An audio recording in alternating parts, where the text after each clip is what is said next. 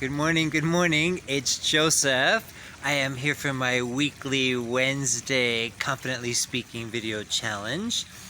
And if you're not familiar with this, I am taking Meredith Grundy's Confidently Speaking course, which I hugely recommend.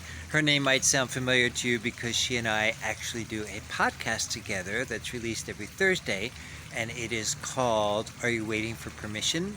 It's a completely guest-based podcast, so we interview somebody every week, and you will be able to tap into our guests' brilliance because we interview really cool people. So you're welcome to that. So each week I read some of my work in progress writing. Work in progress is just a fancy way to say it's not finished yet and I don't have a publisher yet. So today I am reading from my work in progress book called Rest, The Art of Doing Less, and I am reading a chapter called I Had a Dream.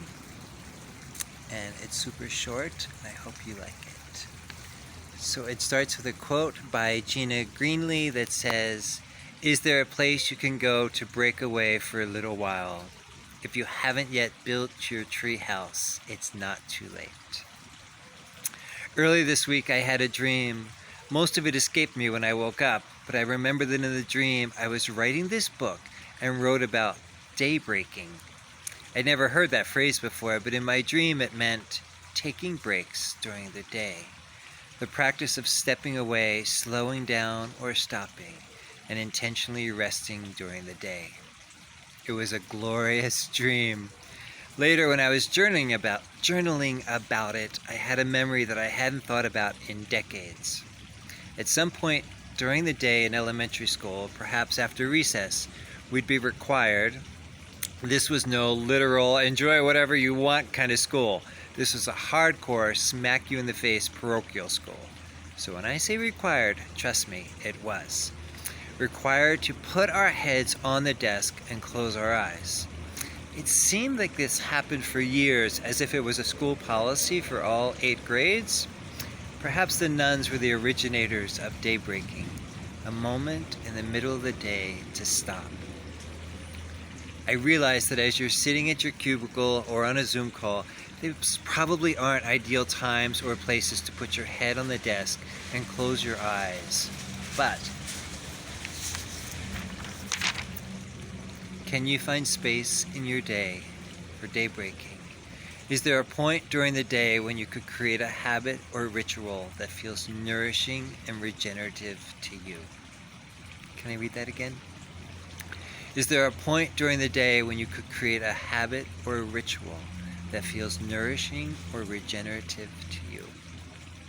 And then a section called To Ponder or Playfully Practice.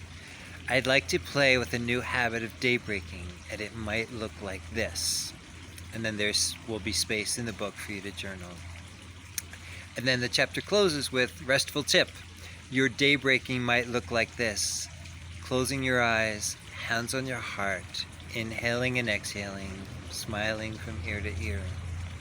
Or standing in the sun, soaking in vitamin D, noticing the sounds of the world. Or lying down, shoes off, eyes closed, pushing the reset button for 5 to 15 minutes. That's it. That's the chapter for today. It's called I Had a Dream. It was about daybreaking.